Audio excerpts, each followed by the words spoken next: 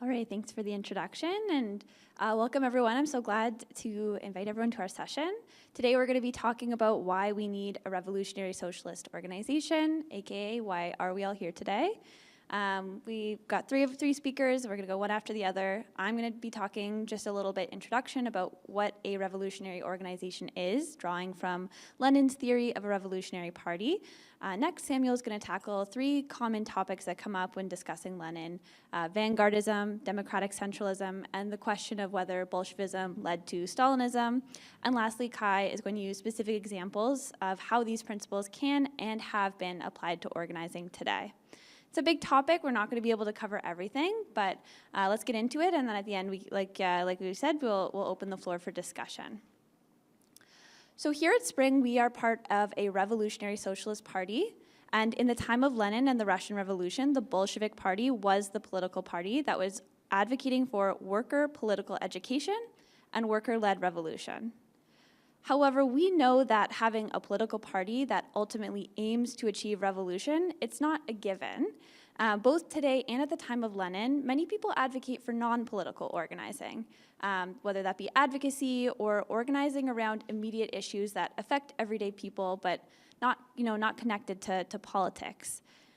During the time of Lenin, a really popular idea was that of economism, which argued that organizers and activists should focus on trade unionism alone. So they argued that the working class, they weren't interested or they weren't capable of engaging with political parties. And as a result, they really dismissed the importance of political education.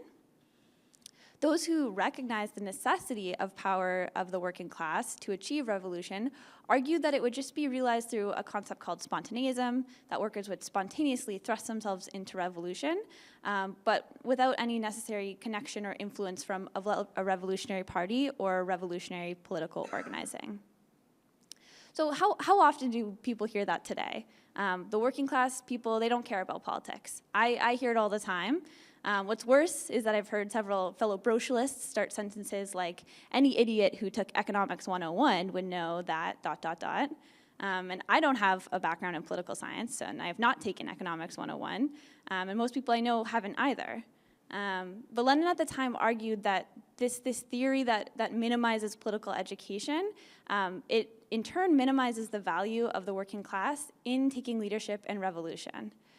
And there's several lessons that we can pull from this specific context to use today.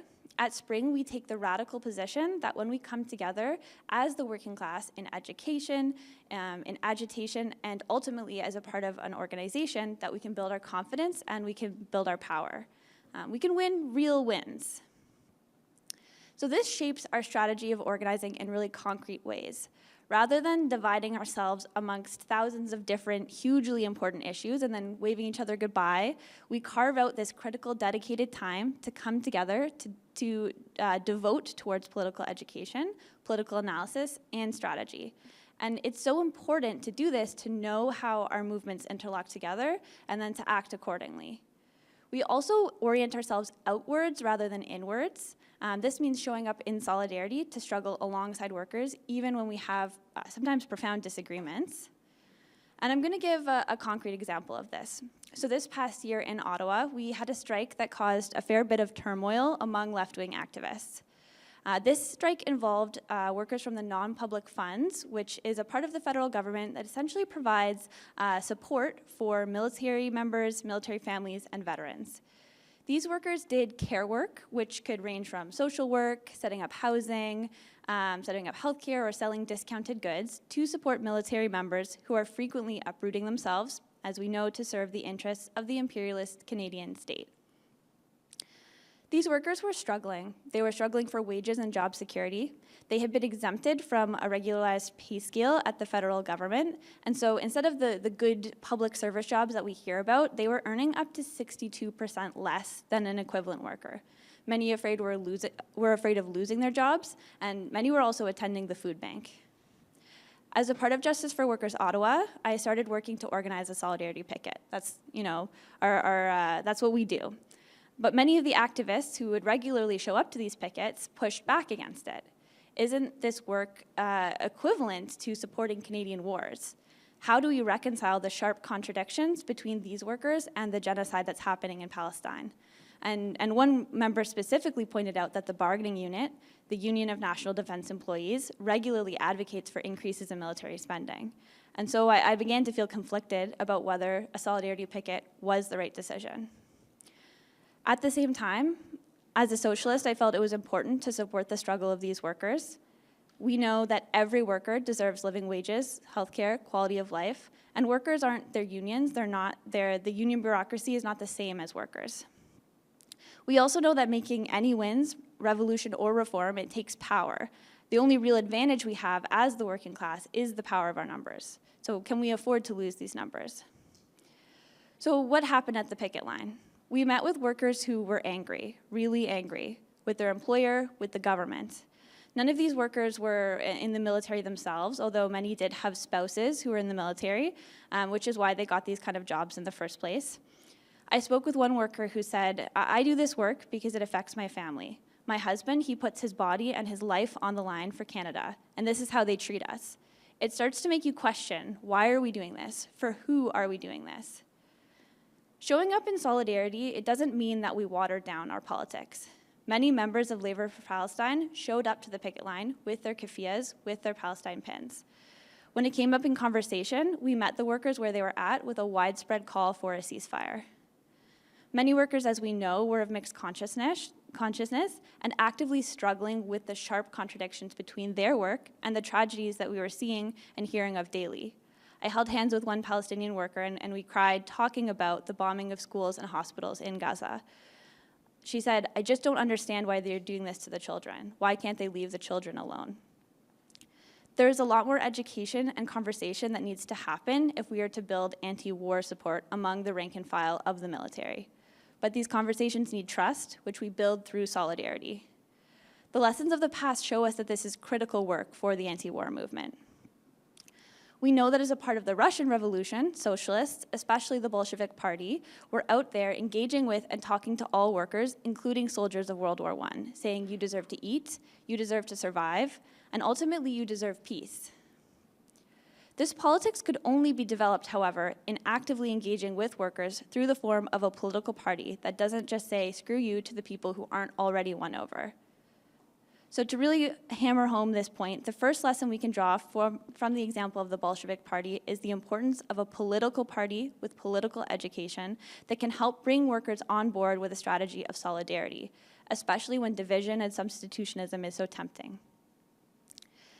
Now this brings me to the second concept, which I want to talk about briefly, that of a revolutionary party. At the time of the Russian Revolution, the Bolsheviks advocated for a complete and total overthrow of not only the Tsar, which is the Russian monarchy, but also the bourgeois elite. They were not satisfied with swapping out the monarchy for a capitalist state, and they recognized that rampant exploitation under the hand of capitalists was no better than under the hands of the Tsar. At Spring, we feel much the same way. We are not satisfied with a democracy under a capitalist Canadian state. But more importantly than agreeing with the principle of revolution is asking, how does this shape our strategy? Do we sit around in a basement talking about revolution until enough people wander by and join us? How do we address the vast working class and much of the left that believe in our current electoral system, or at the very least believe that only reform is possible? The first step is to reject this false dichotomy of reform or revolution. Instead of minimizing the hopes of those fighting alongside us for life-saving reforms, we can acknowledge that reform is a critical part of building the confidence of the working class to demand and win real change. During the Russian Revolution, Lenin emphasized that talking with the workers who were active in trade unions for reforms was essential. Most of these workers were only fighting for reform. They didn't necessarily hold further hopes for political revolution. They were just fighting to survive. However, Lenin reminded that the active radicals at the time over and over again that substitutionism would not achieve a revolution. In other words, there's no shortcut in developing the political consciousness of the workers. This is a dynamic that also played out in the Ottawa encampment for Palestine, which I was involved in. Many students radicalized by the growing movement were ready to sacrifice a lot to make wins for Palestine. Now, at the beginning of the encampment, the organic grassroots support for the encampment, it was overwhelming. Hundreds of community members showed up immediately with donations. They stayed up overnight, they watched over the students, they were protecting our encampment, and our original tiny group flourished from 6 to 30 to over 100. The students were tirelessly dedicated to a revolution, and in the whirlwind of the moment, the energy felt like anything was possible. A tight-knit group of radicalized students can achieve a lot. 40 rallies, 22 disruptions, 108 teach-ins, and we calculated over 30,000 medic, marshal, and kitchen shifts. However, while this initial burst of activity won the demand of disclosure, it quickly became clear that we did not have the numbers to achieve divestment, and there was no clear plan on how to get there. Our heterogeneous, mixed group of new and old activists lacked a coherent strategy to build power in numbers. Now, Spring and Justice for Workers have taught me that this burst of activity needs to be integrated into a broader strategy to build power. We would need to grow our numbers to sustain activity in the long term. Through the ups and downs of movement organizing, people would need to take breaks and other people would need to step forward to take their place. Our strength was in our growing networks, and we would need to get in touch with each other again and again. After several conversations with the leaders of INSAF and key logistics persons at the encampment, I started up weekly petitioning shifts connected with an email campaign to demonstrate to the administration a broad base of support for the encampment, more than just the dedicated few who were showing up every day.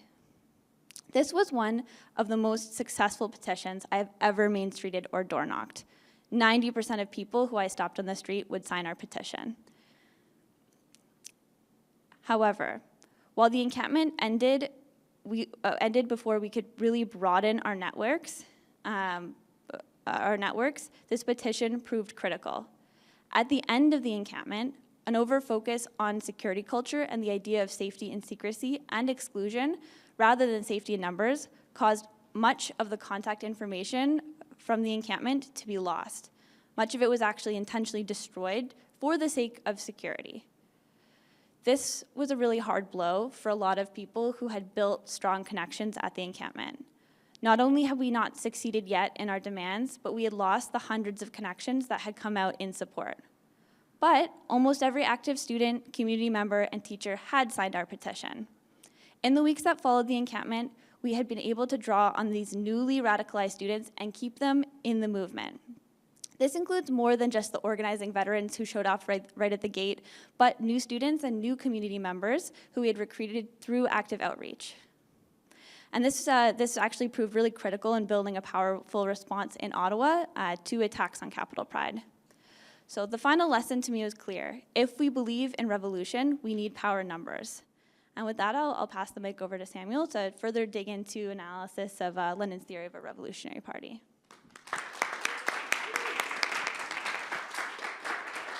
Thank you so much, Lizzie. Hello, everybody.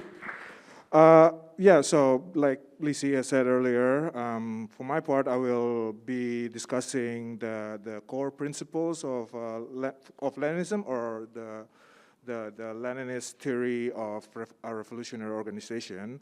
And this include the concept of vanguardism and democratic centralism.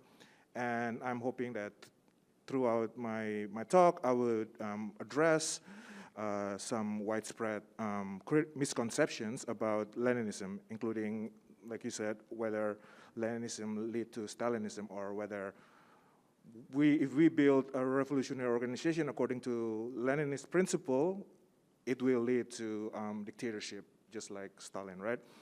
So the first principle of Leninist theory of a revolutionary organization is basically we need to build a revolutionary organization.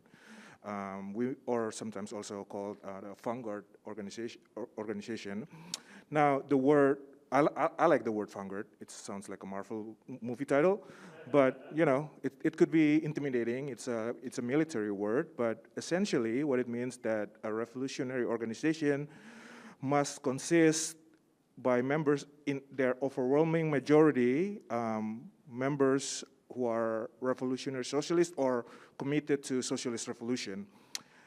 These members work on their own time, but collectively and strategically to bring about revolution.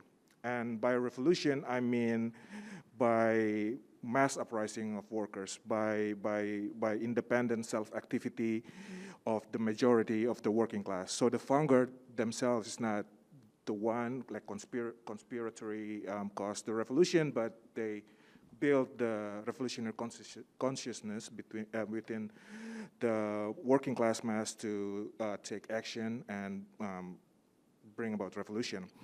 Now, this concept of vanguardism is the root of the split between the Mensheviks and the Bolsheviks from the Russian Social Democratic Labor Party, because the Mensheviks, their leaders advocated for a broad organization which would include members from various tendencies, political tendencies. And Lenin argued that a broad organization would attract reformists and opportunists, which would betray the revolution and betray the working class and wreck the revolution. And Lenin was proven right during the 1917 revolution when the Mensheviks took the side of the capitalist class, the ruling class, and advocated for Russian continued involvement in the World War, which was a betrayal of one of the main demands of the revolution. So a widespread criticism of the concept of vanguardism is that, critics says that vanguardism is anti-Marxist because according to Marx, the working class must liberate themselves through their own action. So they said that a group of socialists, revolutionary socialists, are basically imposing socialism into the working class, and therefore it's contradictory to Marxist ideology. Now, this is a misconception because, first of all, Marxist ideology actually developed from the experiences of the working class.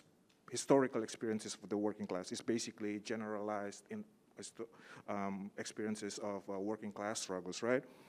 And secondly, we also must remember that the ruling class constantly pushes capitalist ideology to the working class through, educational system, the media, popular culture.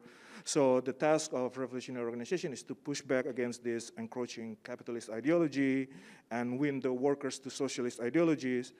And Lenin never advocated for revolutionary organization to impose socialism. One of his mantra in organizing is that he always said that we must patiently explaining and we must convince the workers to come to our side by the correctness of our politics, meaning the workers would see that we always on their side, and by engaging the workers into take their own actions to fight for their own liberation, and by doing that, what Marx says, the get rid of the mark of the ages or something like that. Right. So the second principle of Leninism is that a revolutionary organization must establish as close a relationship as possible with the working class. This is because, according to Marxist theory, the working class is the only class capable of bringing about socialist revolution.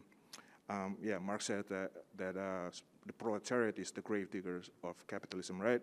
And to Lenin, we built this close relationship with the working class by actively participating in their day-to-day struggles for reforms, right? Like higher wages, better working conditions, for fighting in, supporting them in their struggle for tenant struggles and for better public services. So for Lenin, the task of a revolutionary organization is to combine these two principles, vanguard organizations and the active participation in the working class struggles, revolutionary programs and participating in working class struggles, socialist ideas and taking actions, right? Sometimes often participating in working class struggles for reforms means that we have to work with people or groups that do not share our revolutionary ideals or our programs, right? The most important thing is that we must keep our organizations independent and not dilute our revolutionary principles. In some organizations, their leaders, their members feel that the most important task is to develop and express their revolutionary programs. They spend so much time debating, expressing their revolutionary programs, such as like nationalize the banks, nationalize housing, down with imperial wars, arm the workers, and so on. They focus so much on that they forget that to participate in, or even refuse to participate in worker struggles for reforms. Maybe they think it's counter-revolutionary or something like that, right? But yeah, for Lenin, like, we must meet the workers where they are, wherever their level of consciousness is, and to win them to our side, because we want to build a mass movement, a revolutionary mass movement of the working class. This means that we cannot only just work with people who agree with us, with the socialists or with the leftists or progressive people. More importantly, we have to reach out to people who like not care about politics or like apathy or something like that, or even folks on the right. We want to bring them and get them participate in the mass movement. Another core principle of Leninist theory of revolutionary organization is democratic centralism. Now, democratic centralism has led to also many misconceptions, particularly the word centralism, right? Democratic is good, right?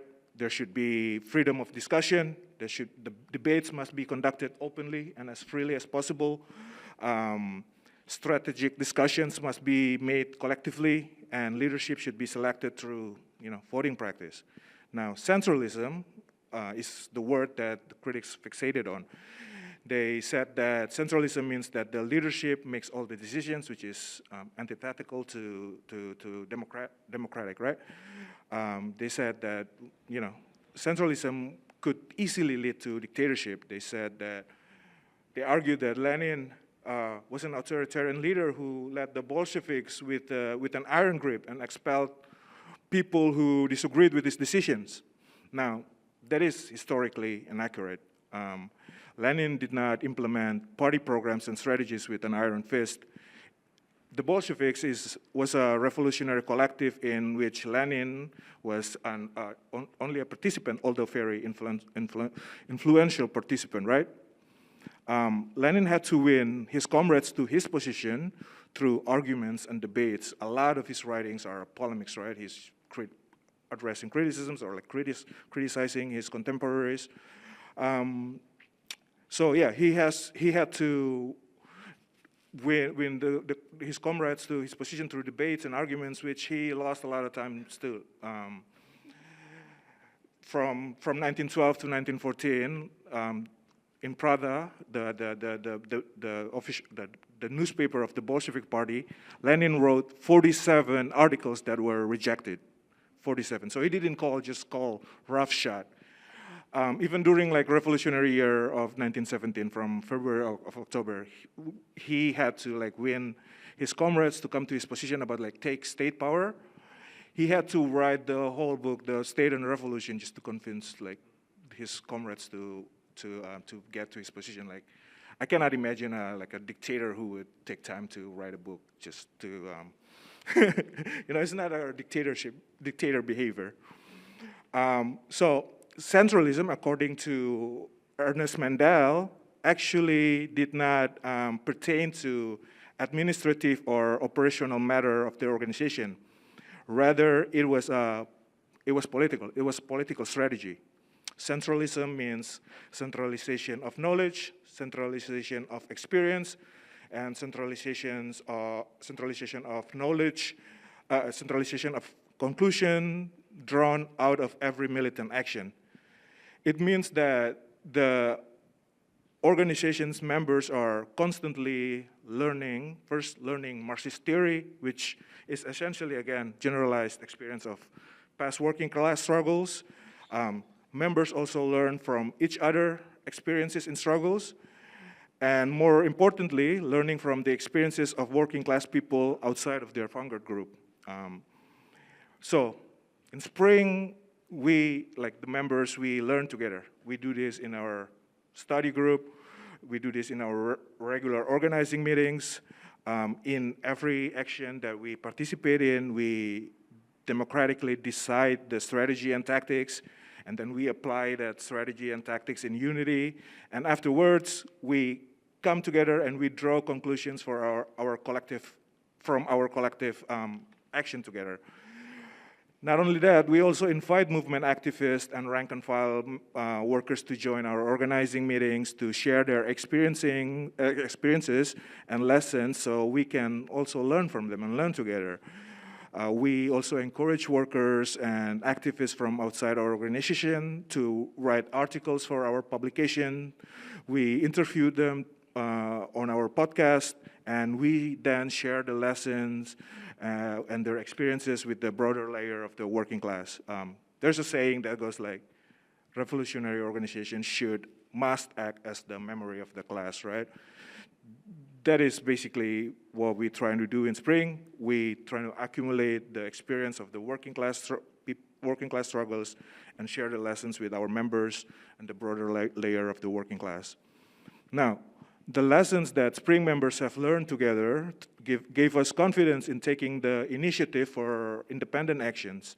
So democratic centralism does not actually restrict members from taking independent actions or from independent thinking, but actually it gives them the confidence to do so. Members' confidence to take independent action was crucial for the Bolsheviks, considering the realities that they were in. The leaders were in exiles. Lenin spent so long in Switzerland, and some were called. It took months for Lenin's letter from Switzerland to reach the workers in Petrograd. So the Bolshevik members and the workers Bolshevik members who also workers, had to be able to make independent decisions in crucial moments. For example, in February 1917, uprising in Russia was led by the workers themselves because the Bolshevik leaderships were exiled, right?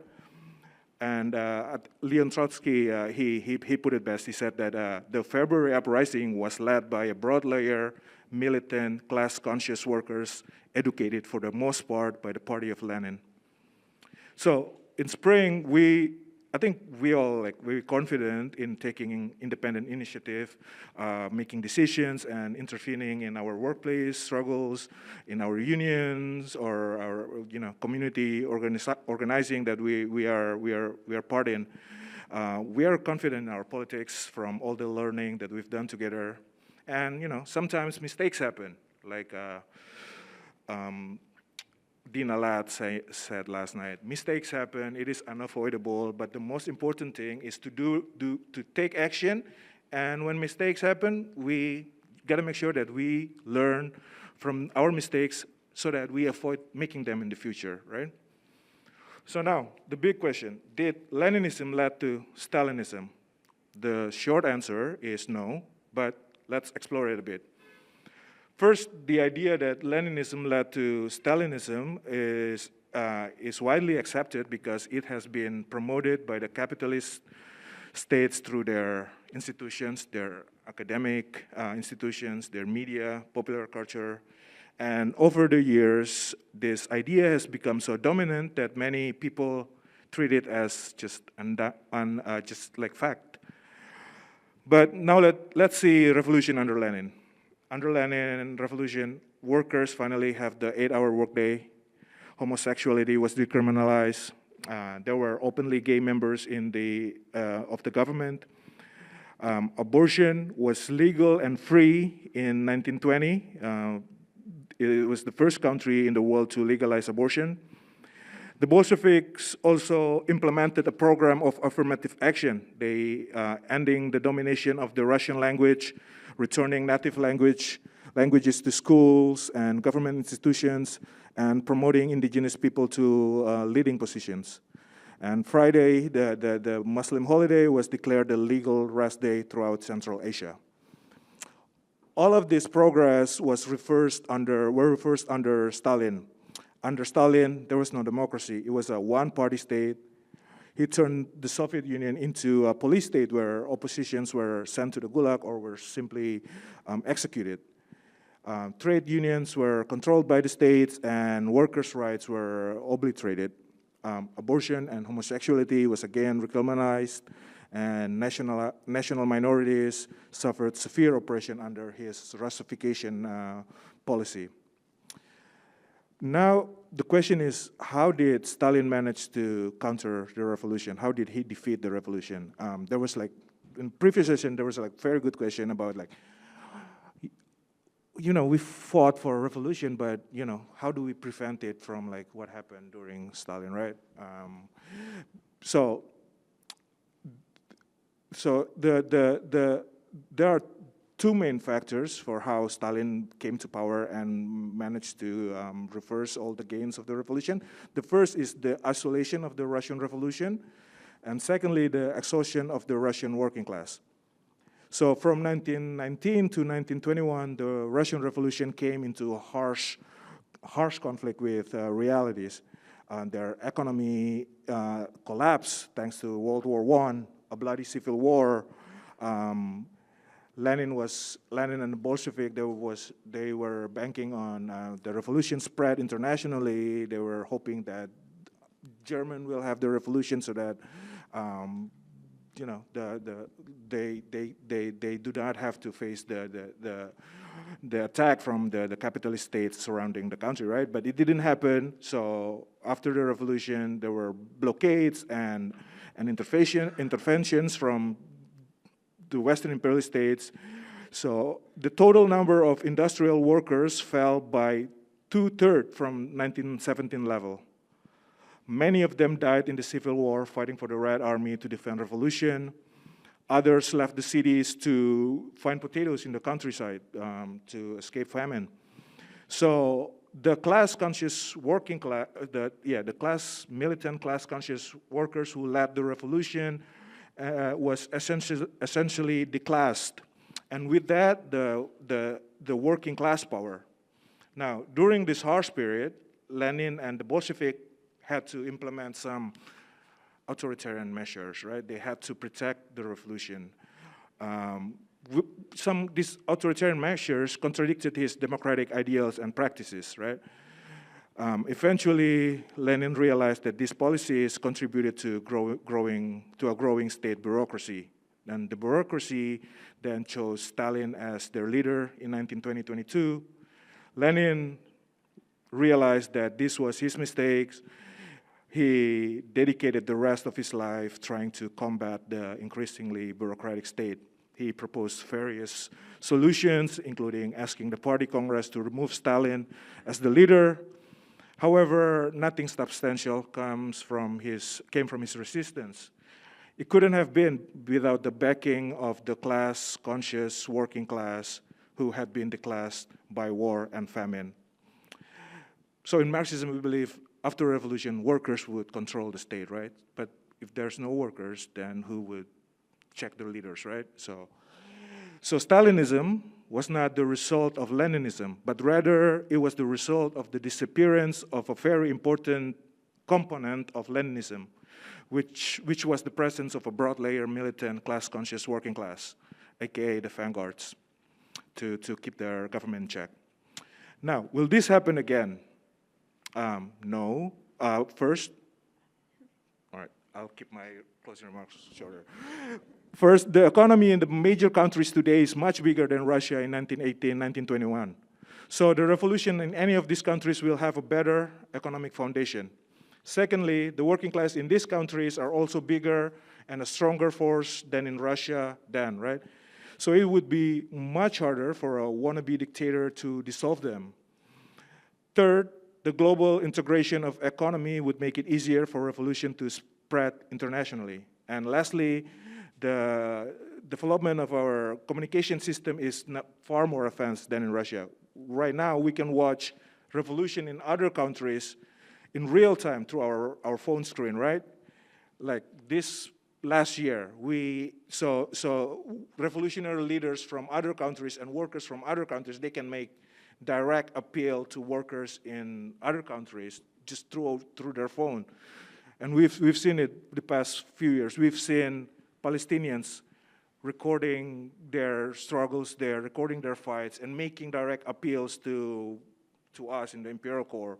And that has led to a huge solidarity movements across many countries, right? So I'll end my talk with this. Yeah, we're in a very critical moment right now. War is raging, multiple genocides are happening. We need a socialist revolution. And to have a socialist revolution, we need to build a revolutionary organization. So if you want to be part of bring socialist revolution, join a revolutionary organization and build it, collectively building it.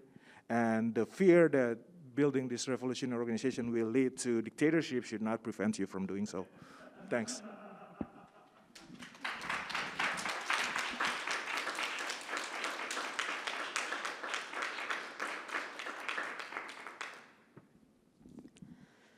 Thank you so much, Lizzie and Samuel.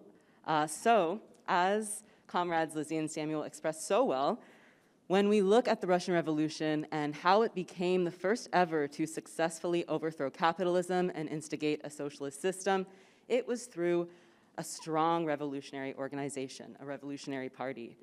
So, what about our context here in so-called Canada? As Comrade Samuel said, we need a revolution, and I think many of us in this room and listening to this talk are united on that. But here in this country, are we anywhere close to a revolution? Well, let's be honest. No. Don't get me wrong, things are bad, and we have a lot to organize for here. But in comparison to other places that are experiencing some of the highest stages of imperialism and colonialism, such as Palestine, the Congo, Sudan, we are in the imperial core, and our context here is not the same at all.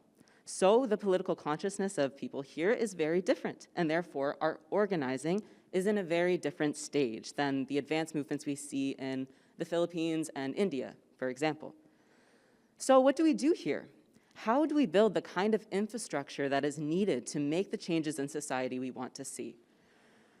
Well, we know that even if the people in this room and those of us listening are pretty united on some things and may think perhaps we have the perfect political goals that could create an equal society tomorrow, that isn't enough.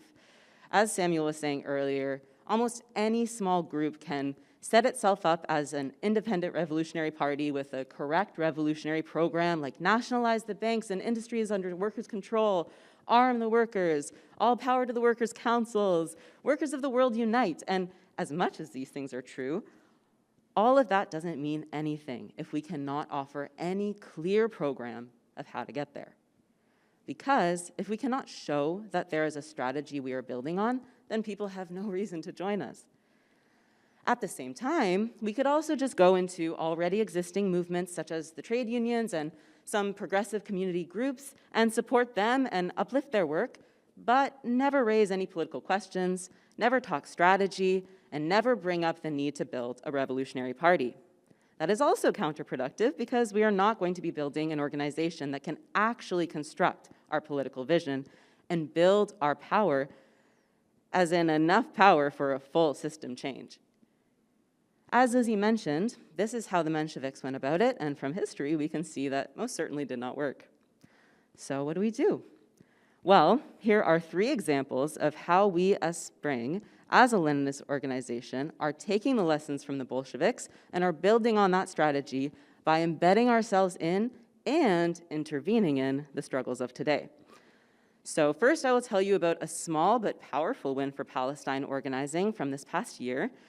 Then I will explain how we won a provincial-wide workers' rights reform in 2021.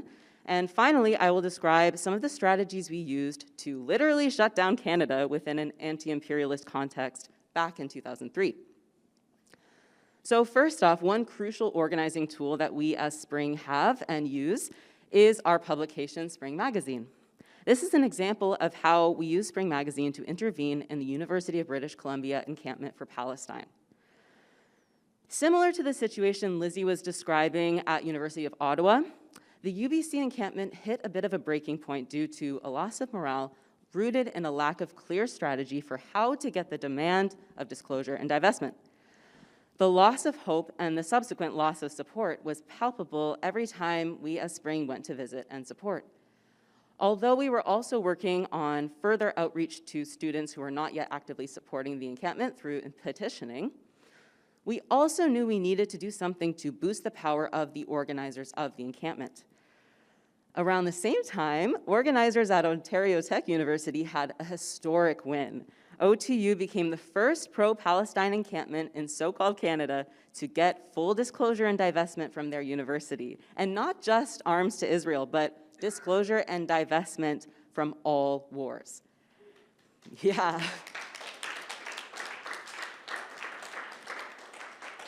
Yeah, this is a massive victory, and it spurred Spring into action. And since we have membership all over so-called Canada, we were able to already be embedded in the OTU encampments organizing. So, Spring comrade Sarah Shahid sat down with one of the lead student organizers at OTU, Wada Saleh, and they discussed how Wada and the organizing team had managed to focus the energies of the massive support for Palestine and the student encampment by having a clear understanding of who our enemies are and who are our tactical allies. In his words, he expressed, "It's unfortunate that many places portray it like the administration is your enemy. But for us, we saw the value in working together with our administration. And I think that was the key part of why we were able to come to this agreement, because we worked together, not against each other." This was one of the key issues that was present at the UBC encampment at the time, and the reasons that the discussions with the university had lapsed. So a few days after the win at OTU, we went to the UBC encampment to hand out this article to the organizers and supporters. And first of all, many people hadn't even heard of this huge victory, so this was already a major boost to hope in the space. But because of this article, we were also then able to have discussions about how Wada and the organizers managed to win. This news was met with so much excitement and a newfound direction, and within a week, discussions with the administration at UBC had begun. This is an example of how we, as organized socialists, can intervene in ongoing movements. And this is not just by telling people what to do. All we did in this situation is share the ideas that workers and students came up with themselves. This goes back to this misunderstanding of vanguardism that Samuel was talking about, that it's somehow elitist. But this example at the encampment shows when we have a strong group of organized socialists who are embedded in struggle, we are able to generalize the lessons of our movements and build strategy much better than if we are a wide array of autonomous groups. I'll now give another example from 2021 and 2022. During that stage of the ongoing COVID-19 pandemic, what we came to call essential workers were experiencing the deepest injustices of the capitalist system, as they so often do. This was especially true for racialized workers, especially women of color, migrant workers, and especially undocumented workers, and disabled workers. During this time, Justice for Workers branches across so-called Canada, which many Spring members are a part of, were gathering together to figure out the most pressing needs of workers. It was through these discussions within the workers and within the organization that the Paid Sick Days campaign began and spread. We made it clear to the public that stay at home if you are sick means nothing without paid sick days. We showed people how winning paid sick leave for all workers is an issue of racial justice, gender justice, disability justice, and basic health and safety. We got the word out through postering, the Spring publication, canvassing, tabling, door-to-door knocking, rallies at government offices, and good old-fashioned word of mouth. And this took off. Through this campaign, many workers made calls to their government representatives for the first time, and many people took their first steps into organizing. And although we have yet to win paid sick days here in so-called Ontario, because of all the work Spring comrades, labor organizers, and activists here put into building the movement, it brought momentum to our fight for paid sick days on the other side of the coast. And in 2021, we managed to win 5 employer-paid sick days for all workers in so-called BC. And this is for both unionized and non-unionized workers. This example shows how we can win real reforms in the here and now while simultaneously growing a stronger revolutionary vision. This is because we as Spring members not only learn together as an organization, but our members are often leaders in other organizations, and therefore we play key roles in shaping the strategy of our broader movements.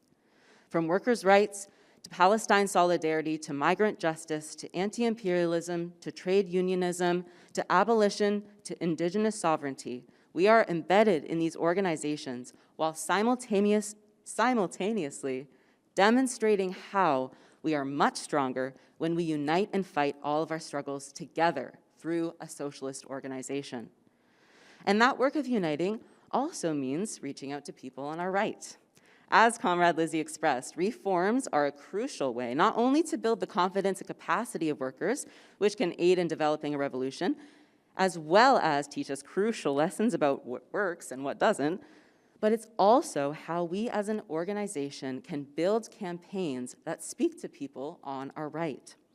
In a similar way that Lizzie's organizing with the Canadian Armed Forces workers showed how we can relate to people on the right and move them further to the left, the fight for paid sick days also allowed us to reach outwards rather than inwards and engage people politically who might agree with these politics, but have not yet had access to them before. This builds our power far more exponentially than only talking with people who already, for the most part, agree with us. So, it is through these kinds of tactics that we won 5 paid sick days in so-called BC. And this may seem like a small win, but even in my own personal experience as a worker without a living wage who is not yet part of a union, that's a weak wage. And that's been massive for me. Also, as an organizer, having that safety net over the past 2 years has actually been a huge help in my work and has taken the load off numerous times. So if we can win these kinds of small and mighty reforms with the state of our current labor movement, the size of our current Spring branch on the West Coast, and with this membership of Spring as it stands right now, imagine the kind of wins we could have with an even stronger party that is involved in an even wider network. Finally, here's an example of how some of us were involved in an absolutely enormous anti-imperialist win back in 2003, which can give us powerful lessons to take into organizing for Palestinian liberation today. As I described earlier, those of us living in this settler state are organizing against one of the biggest propagators of imperialism in the world. And that means we are in a very different situation than our comrades in the global south. It also means we have a responsibility to our indigenous comrades and comrades both on Turtle Island and across the world, and to all workers of the world to support them in their struggle against imperialism.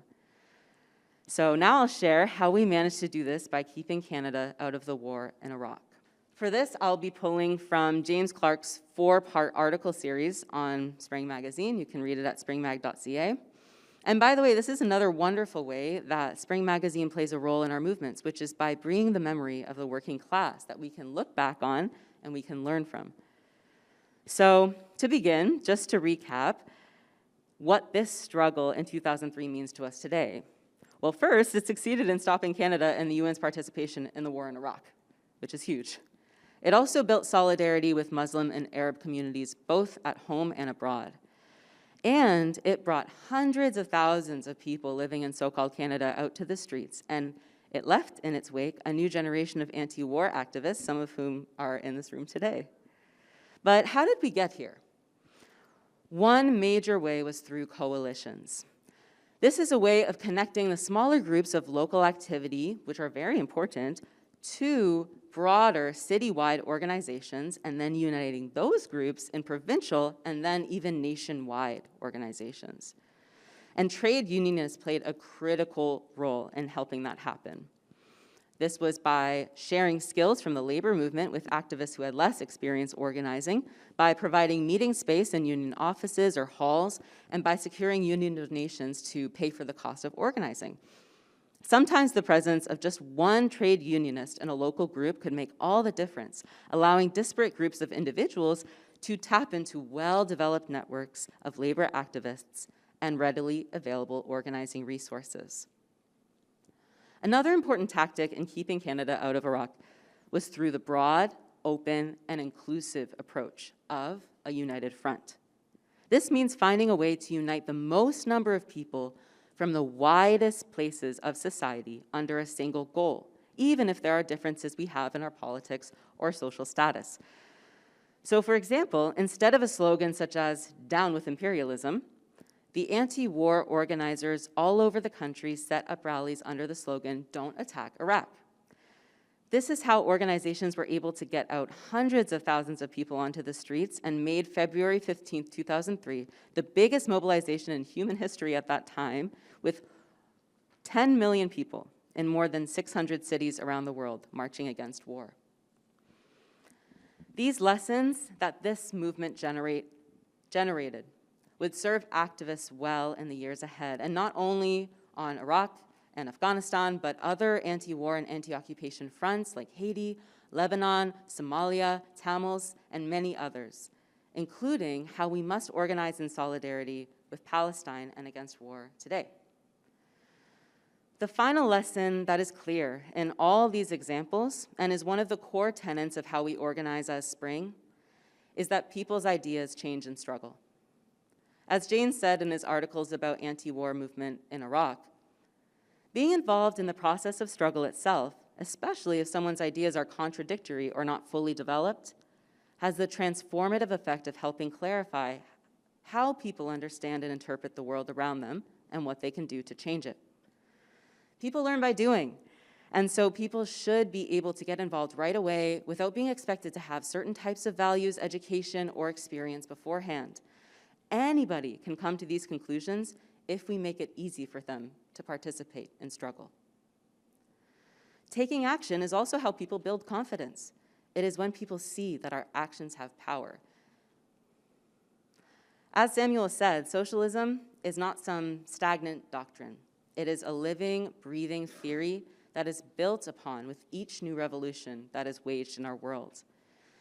At the same time, we must also intentionally learn that historical history and that historical theory. So that is how we as Spring, we as a revolutionary organization, come in. We as a group of organized socialists are able to engage and study while simultaneously participating in a wide array of movements and building their politics from within. And very specifically, I want to define revolutionary here. Being a revolutionary isn't just about having the most radical ideas. Being a revolutionary is about the masses. Revolution means from the masses for the masses. It is a mass movement. Going back to what Comrade Samuel mentioned about Lenin's core principles, it is through the leadership of the working class. So when we're talking about revolution and a revolutionary party, a reminder that we are talking about the majority of people of the world coming together. Therefore, as an organization, we also don't only focus on building a revolution in so-called Canada. We are aware that the conditions that would call for a revolution here are quite far away. But we are internationalists, and therefore, we work to be the connective tissue between all of our movements here and abroad. We know that working to end imperialist wars overseas is inextricably linked to economic and social issues at home. That is why we actively support the ongoing revolutionary struggles all over the world and also remain students of their struggle so that we can better build the power we need in the imperial core to resist and overthrow all of the capitalist system globally. This is why we center equity in everything we do at Spring, while simultaneously showing people how equity comes through class struggle. A working class struggle is how we're able to wield the kind of power needed to win global revolutions, happening in the here and now, and also how we can prepare ourselves for a revolution here in the future. So we're consistently taking action and then coming back together to learn from those actions and relating those lessons back to socialist theory from our past and from our current time. So if you want to be a part of that learning and of that building of our power for our generation and for generations to come, we invite you to join a revolutionary organization. So that's my talk for today, and thank you everybody for listening to us. We're really looking forward to hearing your thoughts.